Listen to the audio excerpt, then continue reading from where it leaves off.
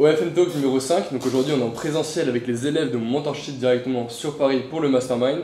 Donc sujet un petit peu différent, là on va venir débattre un petit peu de l'OFM en général, du business, etc. Donc déjà la première question que j'aimerais vous poser c'est pour vous, qu'est-ce que l'OFM a changé dans vos vies? Comment vous avez vu l'évolution depuis vos débuts concrètement? Comment ça a évolué depuis que j'ai commencé moi. Déjà j'ai l'impression que c'est devenu de plus en plus compliqué à faire de l'argent dans l'OFM, ça c'est sûr. C'est plus comme à l'époque quand les gens commençaient à se lancer leur agence, etc. Il y a de plus en plus de concurrence. Et forcément, il faut être toujours à l'affût sur les nouveaux process, quoi, tout le temps prendre de l'avance, quoi. Ne pas se reposer sur ses acquis, parce qu'on a vite remarqué là, avec encore la thread, là, ce qui s'est passé, grosse vague de ban. Donc ça fait un gros tri entre ceux qui sont là en pensant que c'est facile et ceux qui mettent vraiment du travail et qui bossent, quoi, tout simplement. Et ouais, plus compliqué de se lancer qu'avant, c'est sûr. C'est sûr. Si déjà commencer de zéro, si tu connais rien à l'OFM, t'as aucun contact, c'est presque, pour moi je pense que c'est presque impossible en vrai. Ça prend du temps, quoi. Ouais, beaucoup de temps. ouais. Le plus simple, ça reste de se former avec quelqu'un, quoi. Toujours forcément être accompagné. Donc, c'est ce que je conseille, en tout cas, une personne qui se lance vraiment à fond dedans, trouver une bonne personne avec qui travailler, ouais, et puis se former, mettre de l'argent pour investir sur soi-même. Ouais. Pour vous dire rapidement sur ce que tu viens de dire, donc certes, le milieu devient de plus en plus complexe, mais je trouve que c'est aussi une bonne chose parce qu'en soi, ça fait de la place sur le marché et derrière, quand tu as les bonnes stratégies, etc., en fait, tu peux prendre encore plus d'argent qu'avant. Et c'est juste cyclique, en fait, genre tous les faibles, ils arrêtent le business et toutes les personnes qui en veulent et qui ont les stratégies et les informations, pour le coup, en fait, performent encore plus après ce genre de mise à jour. Ouais. Encore faut-il Donc c'est compliqué sur le court terme, parce que tu vois tes résultats baisser. Mais sur le long terme, en fait, c'est bénéfique. Parce que si l'OFM était un business qui était simple dès le début, au final, il y aurait tout le monde dedans, ce serait archi saturé. On le sait, on entend combien d'agences qui ne fonctionnent pas, ou alors des modèles qui arrivent et qui ont de mauvaises expériences avec certaines agences, ça s'est trop mal passé, qui ne faisaient pas de chiffres, etc. Il y en a plein des agences. Il y a plus d'agences qui ne marchent pas que d'agences qui ne marchent, c'est sûr et certain. Je veux dire, c'est bénéfique pour nous, parce que les gens se rendent compte que c'est pas si facile que ça en a l'air. C'est pas finalement de l'argent facile, et nous, du coup, l'avantage de t'avoir en tant que mentorship, c'est que du coup, on a quand même des processus, donc nous, on garde quand même un certain avantage sur ceux qui souhaitent se lancer, etc. Il y a trop de gens qui pensent que c'est de l'argent facile en vrai. Je pense aussi c'est pour ça que c'est aussi un peu mal vu l'OFM. Au-delà du côté sexuel, machin, proxénète et tout, il y a des gens aussi qui pensent que c'est juste super simple. Je pense que c'est les deux. Ouais, c'est les deux. Le fait que les gens pensent que c'est super simple parce que c'est un truc genre de proxénète, de machin. Les gens se lancent en pensant que c'est simple, ils mettent vraiment le nez dedans, ils se rendent compte que c'est pas simple, après ils disent que c'est du scam, tu vois, que ça marche pas. Il y a ceux pour qui ça va. C'est une réaction faible. En fait, ceux qui ont essayé et qui ont pas réussi disent que c'est du scam, et ceux qui veulent même pas essayer parce qu'ils trouvent que c'est leur proxénétisme et tout, c'est ça. En fait. Alors que c'est juste qu'ils n'ont pas mis assez d'énergie et ils n'ont pas été assez smart pour faire marcher leur agence. Et qu'est-ce que vous répondez, vous, aux gens qui disent c'est du proxénétisme, etc. En fait, moi je pense que c'est des gens, ils se rendent juste pas compte que. Le travail qu'il y a derrière, à quoi ça ressemble vraiment. Je pense que c'est des gens, dans l'idée reçue qu'ils ont, c'est en mode. Tu te sers d'une meuf. Tu prends une meuf, en fait tu fais exactement ce qu'elle pourrait faire elle-même toute seule. Mais comme toi tu le fais, tu prends une commission. Alors qu'en fait, vraiment, c'est.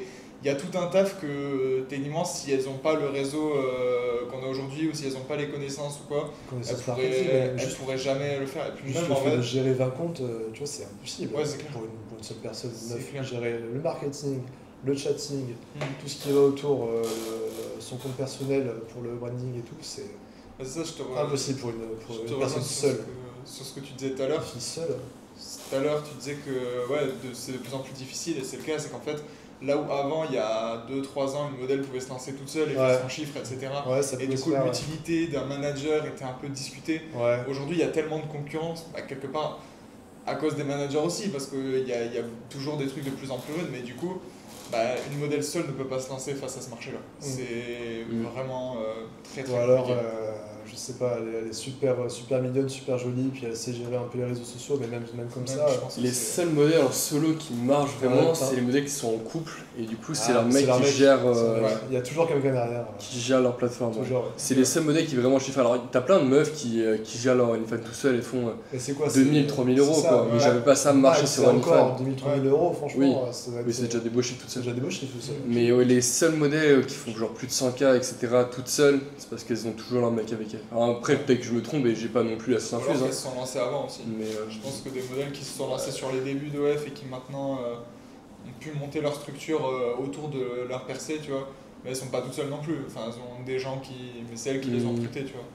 C'était quoi les stats? J'avais vu des stats sur le nombre de créateurs par rapport au nombre de sous qu'ils faisaient par mois, tu vois. 90% des créateurs ils font moins de 500 euros par mois. T'as juste à regarder, tu sais, quand t'es dans le top, nous on est rapidement dans les 2%, tu vois, rapidement. Alors, tu vois. Tu fais que dalle, hein. On fait pas d'argent. je crois que tu fais 10K, t'es déjà dans le top. T'es pas dans le top 5%, je crois. Ouais, plus. Tu dois être à 2%, 1,5%. Ah ouais, à 2K, t'es dans le top 10% déjà. Ouais. Ah ouais? Ouais, si, pas loin. Si, ouais. Faut que je repartisse, mais je crois que t'es pas Je sais loin. pas, j'ai pas de modèle à 2K, je peux pas vraiment savoir. Et rapidement, ouais. Ça. Et ouais, quand j'avais dit à mes potes, c'était à l'époque, ouais, nous on est dans les créateurs, 2% des créateurs qui chiffrent le plus sur la plateforme. 2%, comment c'est possible, tu vois? Comment c'est possible que vous êtes sur ce nombre de créateurs énorme là, vous soyez dans les 2%? Bah ouais, en fait, parce que t'as tellement de gens qui chiffrent pas. Oui. Parce que c'est comme tout, ils sont.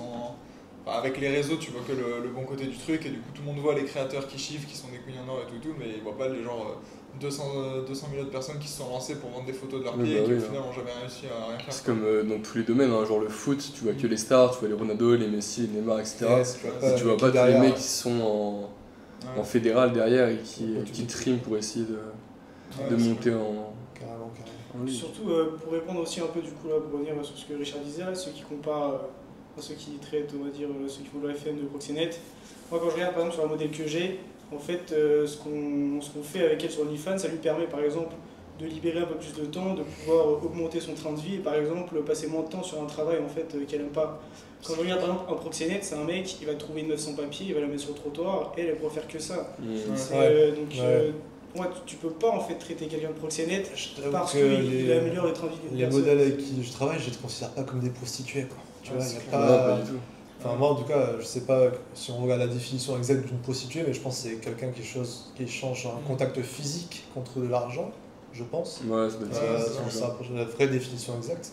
Je considère qu'il n'y a pas de contact physique, on est loin du contact physique, et même le fait d'avoir une agence, si ça lui enlève ce poids à la modèle psychologique de devoir parler avec des mecs vraiment qui leur envoient sa queue, tu vois, vraiment qui leur envoient leur queue et tout, les dick pics et tout, au bout d'un moment la modèle, tu pètes un plomb, quoi. Ouais, c'est ça. Aussi, c'est surtout dû à un manque d'information, quoi. Ouais, c'est ça.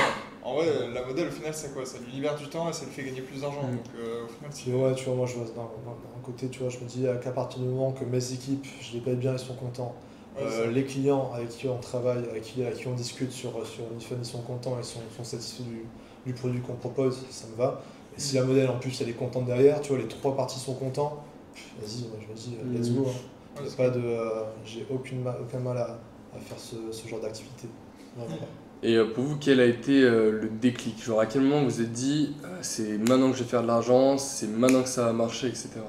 Il y a eu un truc dans vos vies qui a vraiment fait toute la différence, un truc que vous avez compris, un événement, quelque chose comme ça? Je pense que c'est quand je suis parti à Dubaï, après que j'ai bossé pour toi en tant que VH, je suis parti à Dubaï pour rencontrer un mec.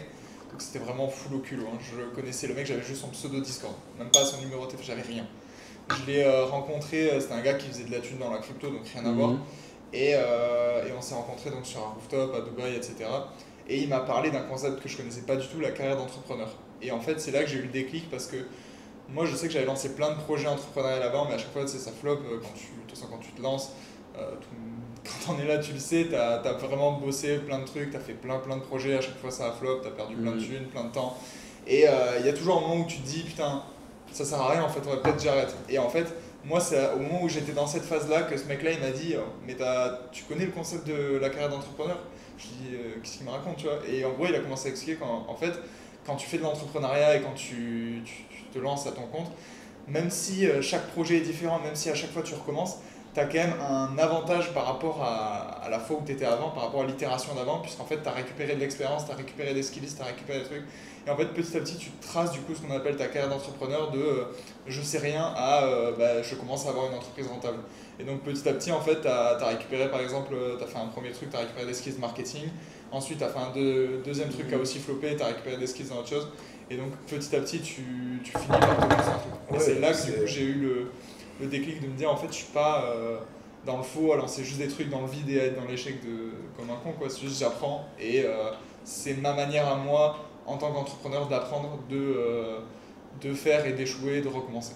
Et ça après, c'est là que j'ai lancé l'OFMIA, qu'on s'est recontacté et qu'après tout est parti assez vite. Ah, c'était ça toi ton déclic, ouais. Moi, je sais pas si j'ai vraiment eu un déclic où je me suis dit, c'était quoi le déclic, à quel moment c'était quoi la question, pardon? Quelle connaissance, à quel moment tu t'es dit ok c'est bon, c'est maintenant et ça va marcher, tu vois? À aucun moment je me suis dit c'est bon, ça a marché à ce moment-là. J'ai testé un truc, j'ai vu que ça a marché, je me suis dit ouais c'est possible, ouais c'est faisable. Clairement, quand je m'étais lancé pareil au FMIA, ça fait maintenant 2 ans presque, que j'avais vu que tu pouvais faire, alors c'est pas bidon à l'époque, mais quand tu réussissais à faire un script en entier, tu vois, avec un client, là vas-y putain, mais j'ai fait $300 là en un quart d'heure, tu fais ouais. Quel plaisir. Ça arrivait pas tout le temps, mais ça arrivait, tu vois que c'était possible, qu'il y avait de l'argent à faire là-dedans. Ouais, ça m'a dit, ouais, ok, je me suis dit, ouais, il y a un truc à faire, il y a de l'argent à faire, forcément, je vais creuser là-dedans, ouais, complètement. Ouais. Moi perso, c'est que je pense que j'en avais eu marre en fait de voir les opportunités passer et de pas les prendre. Soit le dropshipping vers 2021, même l'OFM déjà en 2022, j'avais laissé passer, training, etc. En plus, toi, du coup, je te connaissais déjà d'avant. Il y a même des gens que tu avais accompagnés que je connaissais, je voyais réussir. En fait, je me suis dit, ouais, j'en ai marre en fait, de laisser passer ça et de pas tout faire pour justement atteindre les objectifs que j'ai envie d'atteindre. Choper le train, quoi. Ouais, c'est ça, d'avoir la vie que j'ai envie d'avoir. Du coup, je me suis dit, ouais, ça y est, quoi, je vais enfin me lancer. Ouais. Je trouve qu'on a commencé un peu tard, tu vois. Moi, je trouve que j'ai commencé un peu tard. Mais pourtant, ça va, hein, t'as commencé il y a 2 ans. Depuis il y a 2 ans. Mais t'imagines à l'époque, encore avant, il y a 3 ans, c'était la ruée vers l'or. Les gars, après, les stratégies ne sont pas non plus les mêmes. C'est plus, toi, avant, il y avait beaucoup plus de DA et tout.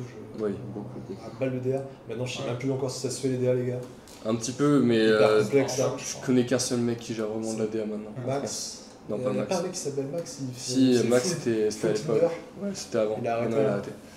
Non, je connais un autre mec qui est très bon sur la DA, sur Tinder, mais ça a été complètement abandonné. Les process sont devenus hyper compliqués. J'ai eu des calls avec lui, il me montrait ce qu'il faisait, c'est une horreur. C'est du codage au sein même de l'application Tinder et tout sur ordinateur, c'était ça m'étonne pas, c'est devenu un truc de fou. Les restrictions, la sécurité sur les DA sont devenues de plus en plus, surtout Tinder, c'est devenu hyper restrictif. Ouais, et puis le pire, c'est que plus j'ai bien échangé avec ce mec-là, c'est qu'en fait, tu peux t'attendre qu'il y a beaucoup moins d'acteurs sur le marché, donc derrière, tu as plus de place, tu fais beaucoup plus d'argent, concrètement. Oui, bien sûr. Alors qu'en fait, pas du tout. Okay. Il n'y a pas de changement comparé avant, même il n'y a plus personne sur le marché. Mais ça commence à être connu comme technique, tu vois. Quand tu es sur Tinder, tu vois une meuf qui a juste son @Instagram dans la bio. Bon, t'as compris que ça ramenait souvent vers un OF. Maintenant, ça commence à être aussi de plus en plus connu, j'ai l'impression, reconnu. C'est comme là, même l'OFM en général, je pense que ça commence à être de plus en plus connu. Et honnêtement, ça nous arrange pas plus que ça, parce que le jour où les mecs derrière, les fans savent qu'ils ne parlent pas directement à la meuf, pour nous c'est un peu terminé. S'ils sont tous au courant, c'est compliqué. Après, je pense que s'ils voulaient l'être, ils pourraient aussi. Tu vois, là, pour le coup, l'algo Insta fait bien les choses. L'algo Insta fait bien les choses, c'est que du coup, il va pas montrer ce genre de contenu, genre de mecs qui font des formations FM à des speakers. Regarde, là, j'ai vu là récemment, hier ou avant-hier, là, sur France Télévisions, qui a sorti justement un documentaire sur les agences OFM. Putain. Vous avez pas vu? Si. Pas vu, sur M6, ça, non? Non, il y a 2 jours sur France Télé. Ouais, France Télé. Ils ont fait sur un réel sur Instagram, justement. Il y avait 2 mecs, je sais pas qui c'est, justement, ils disaient tout quoi, sur l'OFM. Ils balancent tout sur l'OFM comme ça. Mais d'ailleurs, Thomas, on t'avait pas contacté par rapport à ça? Si, j'ai une journaliste qui m'a contacté pour passer sur une émission. Ouais, ça m'étonne pas. Ça t'y est pas allé? Non, je sais pas. T'as pas envie de te faire c'est un guet-apens, ça. T'as pas envie de te faire allumer devant la télé, genre. Bien sûr que c'est un guet-apens. Ils ont accès à toutes les images et tout, j'ai pas mon mot à dire dessus, ils peuvent cut mes paroles et tout, non, des questions. C'était qui avec Ma modèle IA à l'époque, bon, ça date maintenant, mais il y avait Bloomberg qui m'avait contacté sur Instagram, Bloomberg Business, là, c'est un gros truc américain, là, un gros journal. Là. Il m'a dit, ah ouais, j'aimerais bien savoir comment ça se passe, une interview avec vous pour savoir comment ça se passe, comment vous monétisez ça, tu vois, les influenceuses IA. Je lui ai dit non. On garde le process. Ouais, tu regardes, ouais. Non, mais c'est guet-apens, c'est guet-apens. Ouais. Ils prennent ta télé, parole et puis ils coupent comme ils veulent et puis ils te font passer par le gros méchant. Ça, la télé, c'est vrai que tu sois pas trop à l'aise et puis en fait tu passes pour le gros débile. Ouais, encore un média legit, tu vois, un média qui promouvoit les business, qui pousse les gens, etc. Mais ça n'existe pas ça. C'est que les médias. C'est que de la désinformation. Sur la télé, c'est vrai que c'est. Moi je me verrais pas, hein. Franchement direct, tu te fais allumer en plus, bon, c'est des gros boomers là qui connaissent pas grand chose qui t'allument. Puis t'as beau leur expliquer un truc, ils vont rester ancrés sur leur position, ils vont jamais changer d'avis. C'est les médias qui l'ont dit, ils ont forcément raison mec, hein. Attends c'est France 2, ils ont raison mec, moi je me dis déjà qu'ils avaient allumé des créateurs de contenu genre Squeezie et tout, si toi tu passes là, OFM mon gars, fin de carrière. Le titre c'est Proxénète 2.0. Clair, t'as pas les films demain matin à ta porte, c'est sûr. Mais moi j'ai déjà vu un truc en mode OnlyFans, proxénétisme 2.0. Bah ouais, bien sûr. C'est comme vous dites, c'est débile. Enfin, quand tu regardes la définition du proxénétisme, c'est mettre en avant une femme pour qu'elle ait un rapport sexuel réel avec une personne de type masculine ou féminine. Ouais, peu importe, contre de l'argent. Contre de l'argent. Ouais. Et en soi, le OnlyFans c'est du contact virtuel, donc il n'y a aucun contact physique, donc le proxénétisme n'a rien à voir là-dedans. Elle n'est même pas directement en contact avec les mecs, c'est encore plus distant qu'on le pense. Mais même en termes moral, il y a un accompagnement qui est fait du coup par les agences, et comme tu dis, elles n'ont aucun contact direct avec les hommes avec lesquels elles chattent. Après, toujours des agences, des agences qui vont être comme toujours des agences des gros connards quoi. Ah oui, il y en a des agences de merde. C'est pas des agences qui vont durer sur le long terme, je pense. Vraiment pas. Après les gens se brûler les ailes avant de. Pour vous, quel est l'avenir de l'OFM? Est-ce que c'est un business qui va se saturer, qui va juste s'arrêter, ou est-ce que vous voyez vraiment des possibilités d'expansion sur le long terme? Non, ça va faire qu'évoluer pour moi. Pour moi, ça va faire qu'évoluer pour moi. C'est pas pour rien que le prostitué c'est le plus vieux métier du monde. Ça peut que continuer. On vient de dire que tu ne t'arranges pas, frérot. Mais non. Mais le sexe en général, c'est un des besoins primordiaux de l'homme. C'est ça va juste évoluer, peut-être que ça aura une forme différente, mais le fond restera le même. Non, mais même chaque année, tu vois les chiffres sur l'IFAN, le nombre de transactions, les nombres de milliards qui sont. l'IFAN génère plus que l'NBA. Les milliards ne font que monter chaque année en année à des transactions. Je sais pas combien de centaines de milliards c'est. Je sais même pas si. Une dizaine de milliards peut-être. Je crois que c'est entre 7 et 8 milliards. Mais on se rapproche. 7 milliards, je crois. 7,6, un truc du genre. C'est plus, les gars. Plus que la NBA. Non, je me sens que ça. Je pense que c'était dans les 7,6. 7 milliards, c'est déjà pas mal. Regarde, même Inflow, là, tu vois, ils ont fait leur classement maintenant des agences OFM. Non, malheureusement, je suis pas dessus. Mais genre, le mois dernier, c'était 200 millions qui ont été générés via Inflow. Putain. Le mois dernier, c'est 200 millions. Bah, regarde, 200 millions fois 12, ça fait 2 milliards. T'as raison. J'ai pas compté, ouais. Non, mais moi, en vrai, je sais pas. Je vois bien un avenir beaucoup plus sur l'IA, etc. Je pense qu'il y a une branche à développer là-dessus qui va très vite être exploitée parce que bien plus rentable, en fait. T'as pas envie de dépendre de la modèle, en fait, pour le contenu. C'est ça. Et là, on en dépend aujourd'hui parce qu'on n'a pas le choix, mais tu vois, en vrai, techniquement, si tu peux retirer la modèle de l'équation et du coup gagner plus d'argent et le faire full en IA avec tout automatisé, limite sans chatter, avec juste les VA parce que le marketing c'est quand même chaud à automatiser full avec des armures. Mais le chatting, je pense que c'est l'un des premiers trucs que tu peux automatiser très rapidement avec des IA génératives comme. Je pense que tu peux. Hein. Moi j'ai fait les démarches pour essayer un peu le chatting. Ouais. Monter un SaaS. Mais compliqué un peu le déjà, chatting. Ça coûte cher. Ah oui, bien sûr. Et en fait, le problème, c'est qu'une IA va chatter, va se rapprocher de ce que tu veux, mais ça ne sera jamais un humain qui passe. Ça, c'est sûr. Et l'IA. Tu vois la data, se mettre dans le cercle parce que là, on va pas t'entendre. Ouais. Ah oui, j'avoue. Je pense qu'on nous entend. Je suis pas sûr. Dans le doute. Au niveau de l'adaptabilité, compliqué quoi. Pour adapter. Après, je pense que le chatting. C'est ça, et en fait, tu vois, le problème de l'IA, c'est que tu vois, tu vas lui mettre, alors en gros, je veux qu'à partir de telle et telle réponse, tu mettes ça, ça et ça, mais est-ce que l'IA va s'adapter à l'émotion du mec en face? Est-ce que l'IA va permettre je pense qu'elle peut. Tu peux lui dire. Je pense qu'elle peut s'adapter parce que justement, le principe d'une IA, c'est d'être capable de percevoir des trucs que nous, à l'œil humain, avec nos sens, on serait pas capable de voir.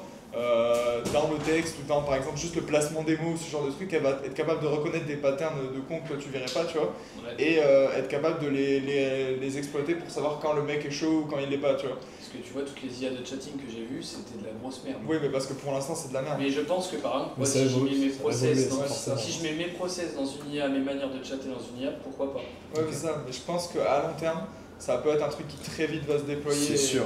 Et très vite va bouffer. Quand tu vois déjà ce qu'il est possible de faire en marketing avec du full IA, genre je vois des contenus full IA qui sont plus vrais que nature, c'est ça aussi. C'est sûr que tous les aspects du business vont y passer. Hein. Et dans plusieurs années, il faudra juste se mettre à la page pour pouvoir utiliser les nouveaux outils, tout simplement. De toute façon, il y a même des outils pour traquer les mecs. Tu sais, dès qu'ils s'abonnent, l'IA te permet de savoir s'il a déjà spend sur d'autres comptes. Et de savoir si c'est un potentiel spender. T'avais un CRM qui fait ça justement. Moi, je suis Inflow, sur Telegram. C'est quel t'as quoi d'autre comme CRM à part Inflow? Monster, je crois. Monster, je sais pas si c'est pas sur Monster où tu sais s'il a dépensé sur ailleurs.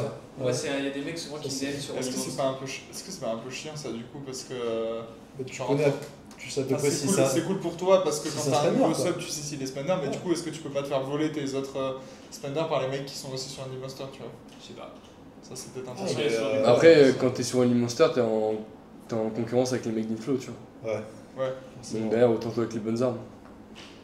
Ouais, mais je sais pas s'ils récupèrent les datas sur les mecs de. Enfin, dans le sens. Oui, je vois ce que tu veux dire. Ils récupèrent pas les datas de Inflow, tu vois, c'est juste les mecs qui sont sur un Monster qui du coup se transmettent entre eux quel sub a déjà payé, tu vois. Ouais, ça dépend d'où ils tirent leurs infos. S'ils les tirent d'OnlyFans ou s'ils les tirent d'OnlyMonster. Pour moi, je pense qu'ils les tirent d'eux-mêmes parce que ce serait chaud de récupérer sur des datas. Je pense aussi. Pour répondre à ta question, le FM a un avenir radio, je pense. Radio. Il n'y a que les seuls trucs où on va avoir peut-être des bâtons dans les roues. On l'a vu là récemment, là, pour tous ceux qui étaient sur le marché FR, là, tu as eu des restrictions au niveau d'OnlyFans. Tu es obligé de démontrer à chaque fois que tu te connectes que tu as bien 18 ans. Ça fait une grosse baisse de marché pour des mecs qui étaient sur le marché FR. Parce que de moitié, ils ont perdu. Je savais pas qu'il y avait eu ça sur. Non, actuellement, c'est des restrictions gouvernementales qui peuvent nous mettre dans la merde, ou alors des changements algorithmiques sur toutes les comptes, les trafics, toutes les applications qu'on utilise pour faire le trafic, quoi. Mais ça, après, c'est l'adaptation. Ça nous adapte, tu vois. C'est vraiment ça, c'est les deux points, je pense, qui pourraient mettre des bâtons dans les roues. Mais ça tue pas le business, juste tu t'adaptes et tu performes plus que les autres et tu récupéreras les parts de marché qui restent. Oui, en fait. Surtout que ça impacte le marché français. Le marché français, oui, ils mettent des bâtons dans les roues, c'est clair. On l'a vu avec les sites porno, on l'a vu avec cette restriction-là, et ça va pas s'arrêter là.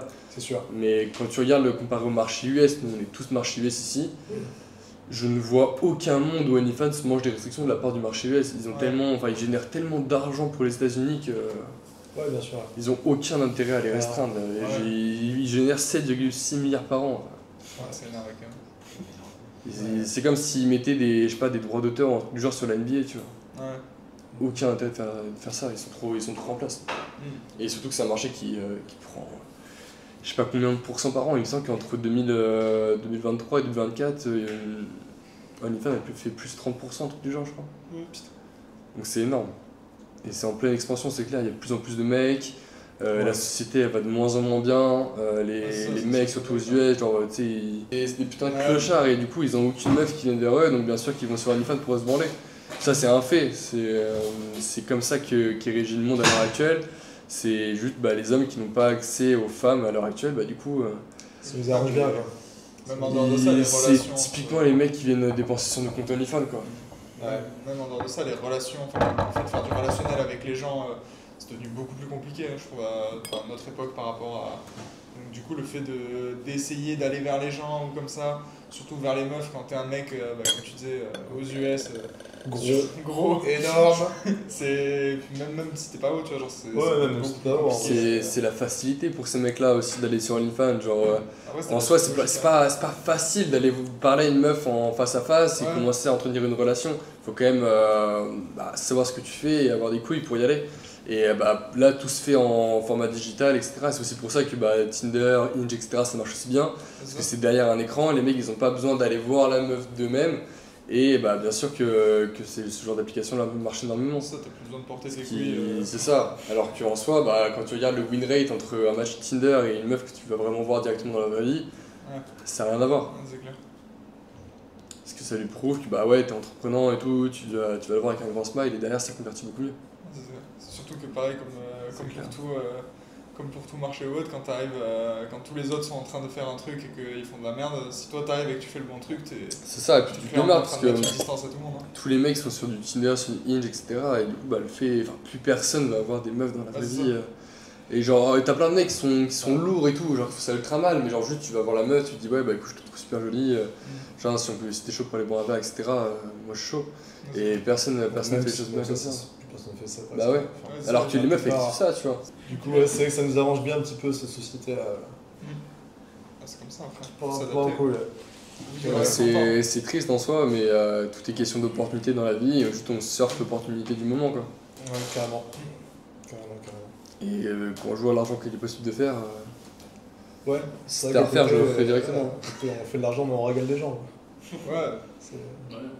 Forcément. De toute façon, c'est pas. Puis même sans parler de ça, enfin, gérer une agence OnlyFans, c'est bah, du coup gérer des employés, genre on paye des salaires, on change des vies. C'est ça, moi. Il y a plein d'avis positifs. Comment ? Il y a ton agence, tu fais vivre combien de personnes ? 60 environ. Ouais, voilà, t'imagines ? C'est ça, ouais, je crée de l'emploi, je crée énormément d'emplois, et ça les gens en fait le voient pas, ils voient pas les insides du business, et ils savent pas que bah, genre quand je parle d'OFM, les gens disent ok, vas-y, il se branche sur les photos de sa modèle et il envoie les photos à des mecs, tu vois. C'est quoi cette idée-là ? Alors que pas du tout, c'est pas du tout ce qu'on fait. Il y en a plein. Ah, c'est pour te branler que t'as fait une agence. Non, mais il y en a plein qui pensent que c'est Spender, ça. Il y en a plein qui pensent que c'est nous qu'on filme le contenu.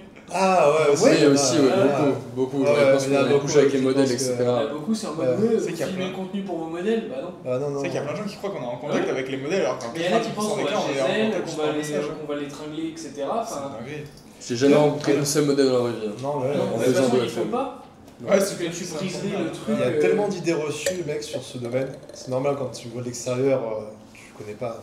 Ouais, quand même, tu vois. Mais bon, de là, voilà. C'est des idées sur Spender, c'est quoi. Après, souvent, c'est des idées générées par certaines personnes. Enfin, on dira pas qui. Mais bon. Les personnes fermées d'esprit par rapport au business, quoi. Je pose ça là. Surtout qu'on met aussi de la lumière sur des mecs dans ce business, genre, j'ai des noms en tête là, des mecs qui en soi n'ont pas la bonne approche pour parler de business. Vas-y, je pense que vous voyez, bah non, j'ai pas forcément envie de balancer le nom mettre un bip sur YouTube. Ah ouais. Où bah en effet, j'ai jamais trop regardé lui ce qu'il faisait en vrai. C'est des vidéos très lucratives, mais derrière il n'y a pas de réel fond business. Et du coup, en fait, vu que c'est une des personnes qui est la plus médiatisée sur ce business-là, en fait les gens se disent bah ouais c'est ça un manager. Il y a ça, ouais, forcément ça donne une mauvaise image, ouais, c'est sûr. Mais bon, c'est l'avantage de par exemple la chaîne de Maël qui donne de la visibilité sur le domaine. Ouais. Enfin, au moins grâce à ce genre de vidéos, bah, les gens ils peuvent en apprendre plus et se rendre compte que bah, au final, c'est pas on fait des photos de meufs et on les vend. On est des vrais chefs d'entreprise. Et c'est pas comme si on prenait les meufs et qu'on allait les apporter à des mecs dans la rue, quoi. Oui, il y a souvent ce truc de vous servez des meufs parce qu'elles sont faibles psychologiquement. Ouais, c'est elles qui viennent les prennent pour des petits trucs fragiles tout le temps, là, comme si elles n'avaient pas de volonté d'elles-mêmes, tu vois, de faire leur choix. Alors que c'est 100% assumé quand elles signent le contrat, on leur met pas le couteau sous la gorge. Tout est vu à l'avance, il n'y a pas de trucs bizarres, de petites lignes dans le contrat, je sais pas quoi. Tout est écrit en gros. Si elle n'était pas contente, elle partira forcément. Surtout qu'elle a 1000 autres opportunités d'agence chez qui elle peut aller si elle veut. Donc, et même de toute façon, si elle veut arrêter, elle arrête. Oui, c'est ça. Et derrière, on est là mentalement pour s'assurer que ça suit. C'est ça.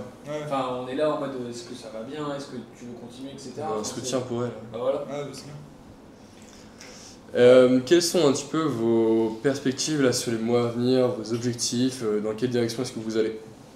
Moi personnellement, mon objectif ce serait de pouvoir commencer à chiffrer un peu plus pour recruter des gens et pouvoir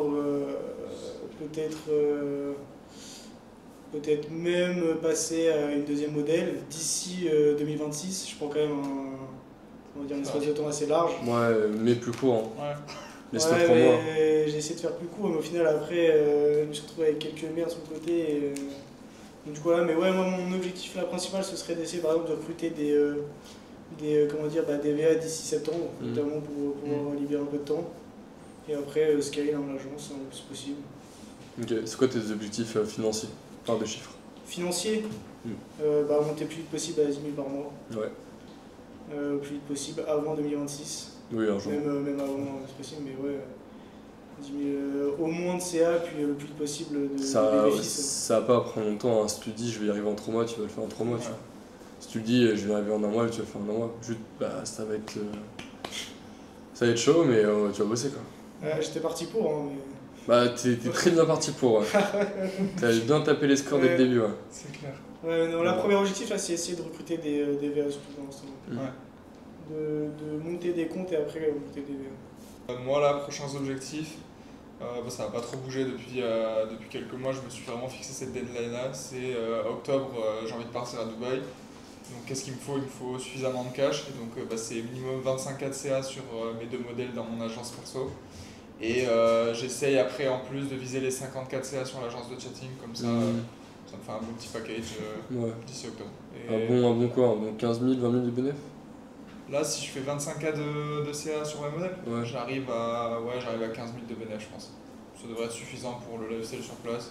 Oui, largement. Je pense que après, ça dépend, hein. Si tu veux t'envoyer sur des Lamborghini, à la boîte, etc., là ça va pas être suffisant. Mais si tu veux vivre simplement.